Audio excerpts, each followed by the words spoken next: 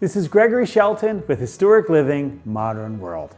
It's not a secret. Anyone who knows me know I am infatuated with Scrapple. Now today I'm going to show you how to make the sexiest Scrapple sandwich you've ever seen.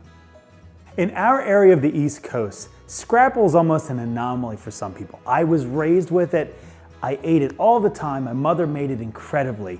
And it's really awesome if you can make it right.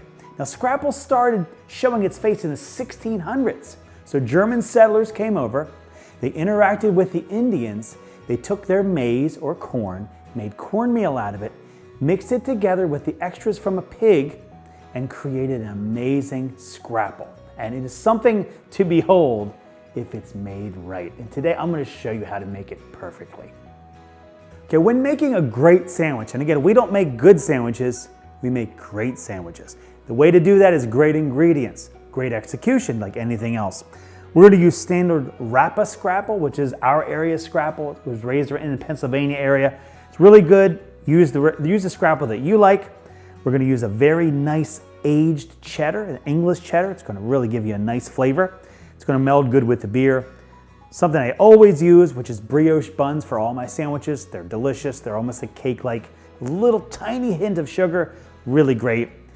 One of my favorite beers, general beers that I love, is Stella. It's going to add a great flavor to this cheese sauce. And then last, farm fresh eggs. It's going to add a nice fried egg on the top of the sandwich. The first thing that we're going to do is tackle the cheese sauce. And the way to make the first part of your cheese sauce is to make a roux. Now a roux is a thickening agent used with fresh butter and flour, usually the same amount. In this recipe we'll use about a tablespoon to a tablespoon and a half of both. But we're going to heat up the butter, we're going to mix it with the flour, we're going to cook it a little bit to get the flavor out, the flour flavor out of the roux, and then that will be the thickening agent for our cheese sauce. Okay, we have our melted butter. We're going to have the same amount of flour added in. Okay, so you just want to incorporate those together. You want your heat on low to low mid because you don't want to burn this. If this was a gumbo or a New Orleans food, you would want to do a brown butter roux. Now you want to add your lager beer. So we're going to have our Stella. We're going to open up and get ready to go.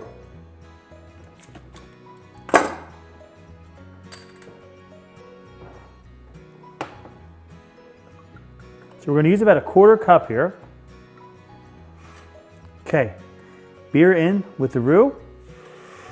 Ah, perfect. So now we're going to go with a half a cup of whole milk. Now you can use half and half or cream here. Either would work fine. Actually, heavy cream might give a more smoother sauce, but milk is going to be great because you don't need the cream to thicken it. You're actually needing, the roux is going to do that for you.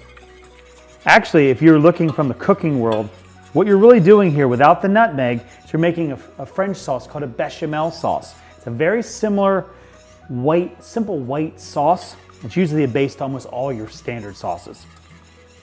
Now what we want to do is add a little bit of Worcestershire, very, very small amounts, about almost a half of a teaspoon.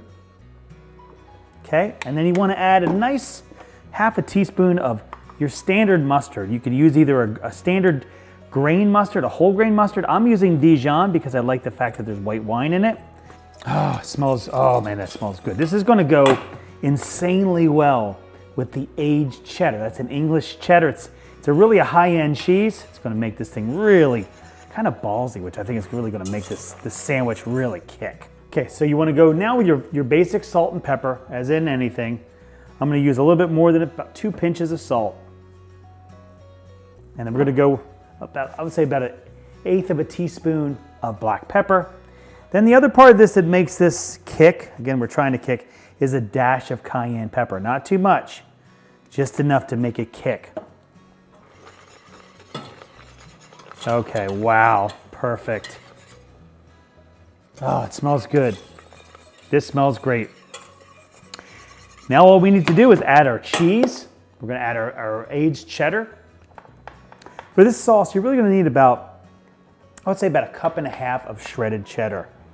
That's going to give you a thick sauce, but more of a really tightened sauce, and I think that's really important. For this to be almost a a mix between a sauce and a spread for your sandwich.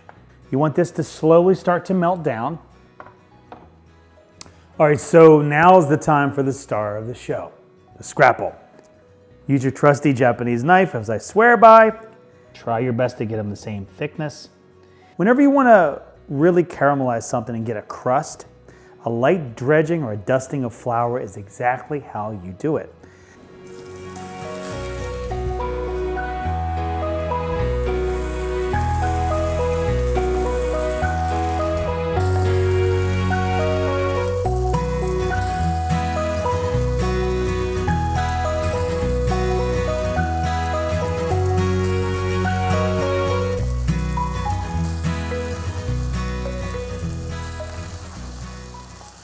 So what we've done so far, quick recap.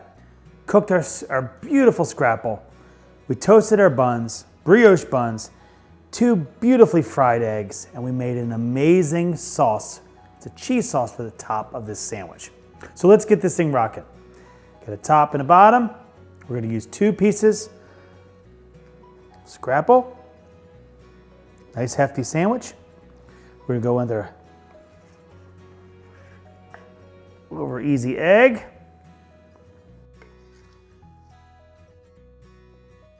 Oh, nice and cheesy, smells great. I have to be honest, Stella beer makes a wonderful cheese sauce. Okay, a little bit of cheese on top. Okay, brioche bun on top. Oh, hear the crunch? That's from the Scrapple. Oh, look at that. You don't want to have the yolk oozing everywhere, just a little bit of movement, and that's exactly where you want to be on a nice breakfast brunch sandwich like this. All right, let's taste it. See what we taste. The spices in the Scrapple is amazing. The crunch of the Scrapple is amazing. The egg is perfectly cooked. The sauce adds a certain sexiness to the sandwich that you wouldn't get anywhere else. Wow.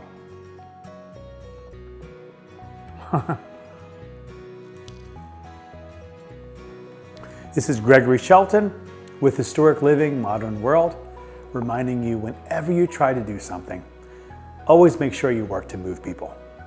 Cheers.